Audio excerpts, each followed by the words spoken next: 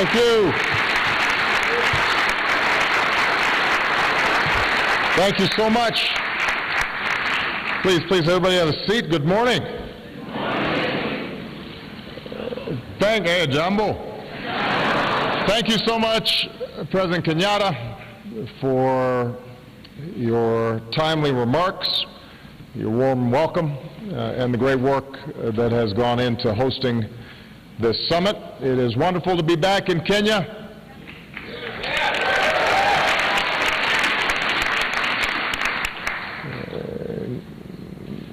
Niaje, Wasi.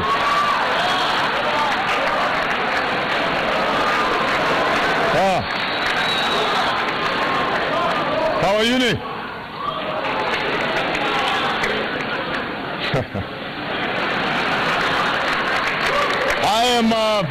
I'm proud to be the first U.S. president to visit Kenya.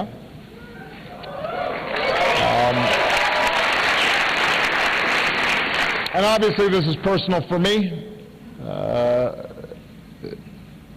There's a reason why my name is Barack Hussein Obama. My father came from these parts. I have family and relatives here. And in my visits over the years, walking the streets of Nairobi, I've come to know the warmth and the spirit of the Kenyan people.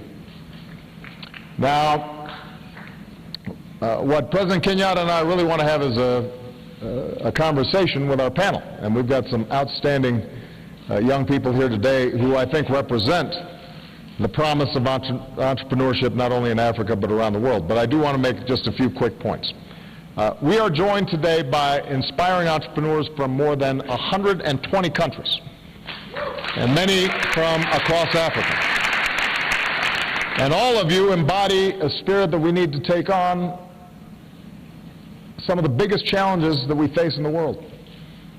The spirit of entrepreneurship, the idea that there are no limits to the human imagination, that ingenuity can overcome what is and create what needs to be. And everywhere I go across the United States and around the world, I hear from people, but especially young people, who are ready to start something of their own, to lift up people's lives and shape their own destinies. And that's entrepreneurship. Entrepreneurship creates new jobs and new businesses, new ways to deliver basic services, new ways of seeing the world. It's the spark of prosperity. It helps citizens stand up for their rights and push back against corruption. Entrepreneurship offers a positive alternative to the ideologies of violence and division that can all too often fill the void when young people don't see a future for themselves. Entrepreneurship means ownership and self-determination, as opposed to simply being dependent on somebody else for your livelihood and your future. Entrepreneurship brings down barriers between communities and cultures and builds bridges that help us take on common challenges together. Because one thing that entrepreneurs understand is that you don't have to look a certain way or be of a certain faith or have a certain last name in order to have a good idea.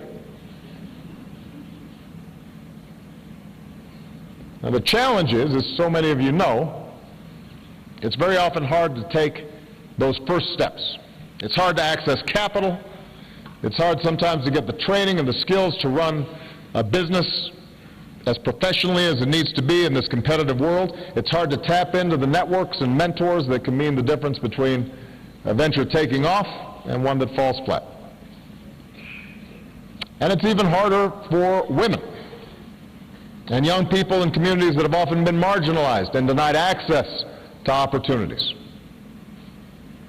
You run into old attitudes that say some people, because of where you come from or what you look like, don't have what it takes to lead or create a business. And sometimes it's subtle.